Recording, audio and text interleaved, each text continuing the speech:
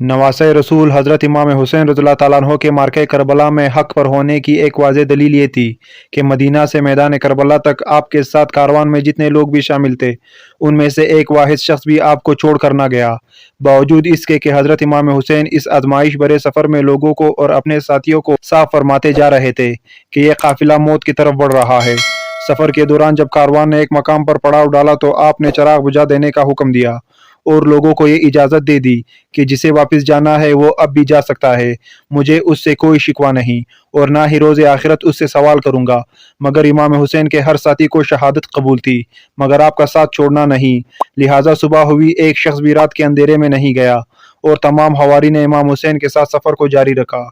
इमाम हुसैन का काफिला जहाँ जहाँ पड़ाव डालता, आप रुक कर वहाँ खुतबा इरशाद फरमाते। यहाँ तक कि मैदान करबला में भी आपकी आला ज़रफ़ी का आलम यह था कि आपने यजीदी लश्कर के सामने अपने नाना मोहम्मद रसूलुल्लाह सल्लल्लाहु अलैहि वसल्लम के अंदाज़ बयान में एक लर्ज़ामेज़ खुतबा दिया और शामी लश्कर को हक़ कबूल करने की दावत दी कि शायद अब भी कुछ लोग राय रास्त पर आ जाए और नबी सल्लल्लाहु अलैहि वसल्लम की औलाद को शहीद करने के जुर्म अज़ीम से तौबा कर ले। इमाम इब्न जरीर तबरी में इमाम हुसैन के इस खुतबे को अपनी तारीख में नकल किया है जो आपने मकाम ज़ी हसम पर अपने साथियों के सामने दिया।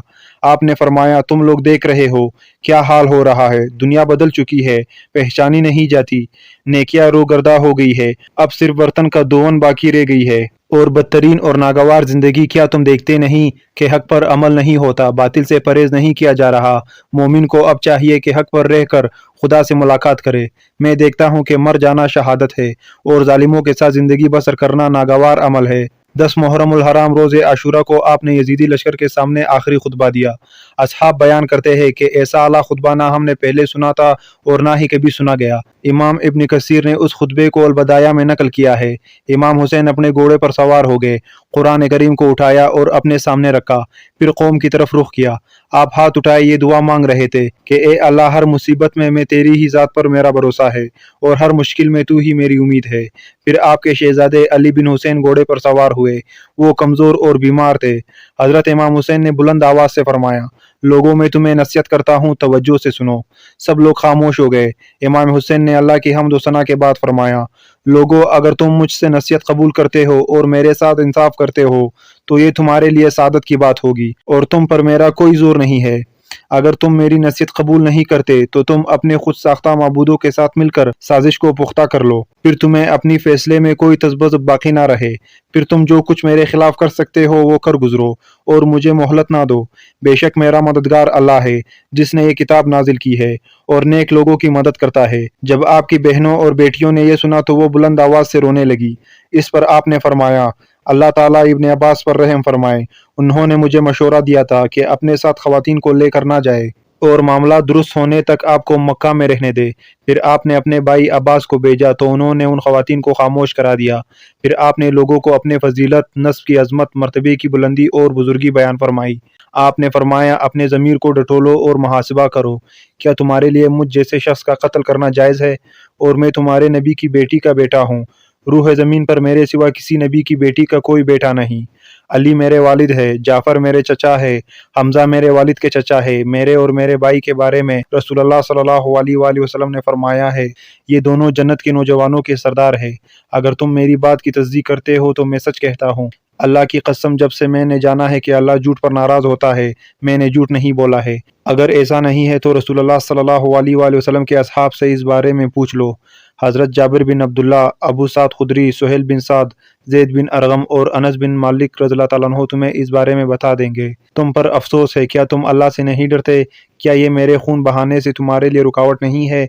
तो इस वक्त शमर बिन ज़ुलजोशन ने कहा, वो एक किनारे पर खड़ा होकर अल्लाह की इबादत करता है, मगर मैं जानता हूँ कि वो क्या कहते हैं। तो हबीब बिन मुज़ाहिर ने उसको जवाब दिया, खुदा की कसम ए शमर, तुम 70 किनारों पर खड़े होकर अल्लाह की इबादत करते हो। अल्लाह की कसम, जो वो कह रहे हैं हम जानते हैं और बेशक तुम्हारे दिल पर मोहर लग चुकी है। फिर इमाम हुसैन ने फरमाया, लोगों, मुझे छोड़ दो ताकि मैं ऐसी जगह लौट जाऊं जहां मेरे लिए अमान हो और कोई खौफ व खतरा ना हो। उन्होंने कहा, आप अपने चचाजाद की बेत क्यों नहीं करते? तो आपने फरमाया, माज़ अल्लाह, मैं हर मुतकब्बिर से जो हिसाब के दिन पर ईमान नहीं रखता अपने रब और तुम्हारे रब की पनाह में आता है। फिर आपने अपनी सवारी को बिठाया, अकबा बिन सामान को हुक्म दिया तो उसने सवारी को बांध दिया। फिर फरमाया, मुझे बताओ, क्या मैंने तुम में से किसी को कत्ल किया है? جس کا تم مجھ سے مطالبہ کرتے ہو، یا میں نے تمہارا مال کھایا ہے، یا کسی زخم کا قصاص مانگتے ہو؟ اس پر وہ لوگ خاموش ہو گئے۔ راوی کہتا ہے پھر آپ نے بلند آواز سے پکارا، اے شبیز بن ربی، اے حجار بن حبجور، اے قیس بن الاشقط، اے زید بن الحارث، کیا تم نے مجھے نہیں لکھا کہ پھل پک چکے ہیں اور درخت سبز ہو چکے ہیں؟ آپ ہمارے پاس تشریف لائے، آپ ایک تیار فوج کے پاس تشریف لائیں گے۔ انہوں نے کہا ہم نے ایسا نہیں کہا۔ آپ نے فرمایا خدا کی قسم تم نے ایسا ہی کہا ہے۔